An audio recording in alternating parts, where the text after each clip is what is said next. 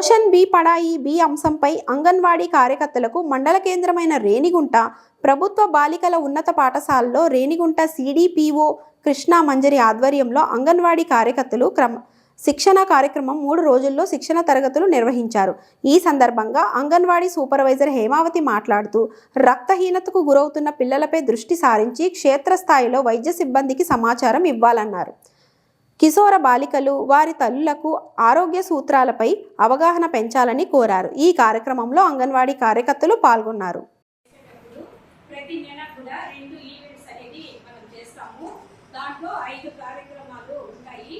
3 లేదా 4వ నెల గర్భవతుల్ని ఆహ్వానించడము, తర్వాత అన్నప్రాసన, తర్వాత మూడవ కార్యక్రమం వచ్చి ప్రజా ఆరోగ్య కార్యక్రమము, తర్వాత స్కూల్ సంసిద్ధత, ఇవన్నీ కూడా మనము ఈ సిబి ఈవెంట్ లో చేస్తాము.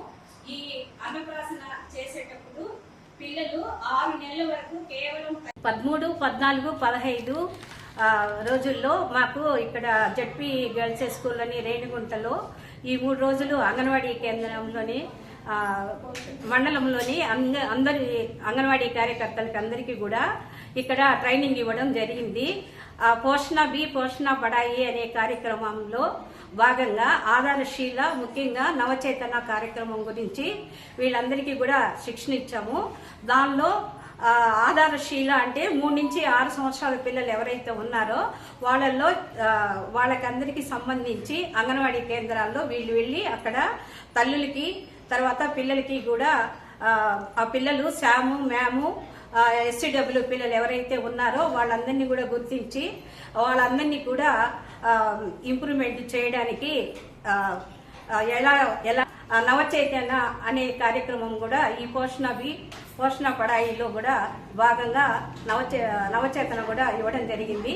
నవచేతన పిల్లలు అంటే 0 నుంచి 3 సంవత్సరాల పిల్లలు ఎవరైతే ఉంటారో వాళ్ళందరినీ కూడా నవచేతన కింద గుర్తించి వాళ్ళందరినీ కూడా ఈ ప్రతి నెల బరువులు తీసి ఆ బరువుల్లో అందరూ కూడా నార్మల్గా ఉండేటట్టుగా చూడడానికి అంగన్వాడీ కార్యకర్తలకి శిక్షణ ఇవ్వడం అనేది జరిగింది.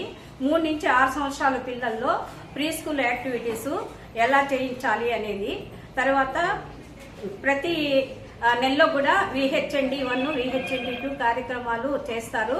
దానిలో భాగంగానే సివి ఈవెంట్లు కమ్యూనిటీ బేస్కి సంబంధించి తల్లులందరినీ పిలిపించి ఆ సివి ఈవెంట్లో 2 కార్యక్రమాలు కూడా ప్రతి నెల జరిగేలాగా మా అంగన్వాడీ కార్యకర్తలు చూడాలి. దానిలో ఏవైనా ఎలా చేయాలా అన్నది కూడా వాళ్ళకి ఇదివరకే చేస్తున్నారు.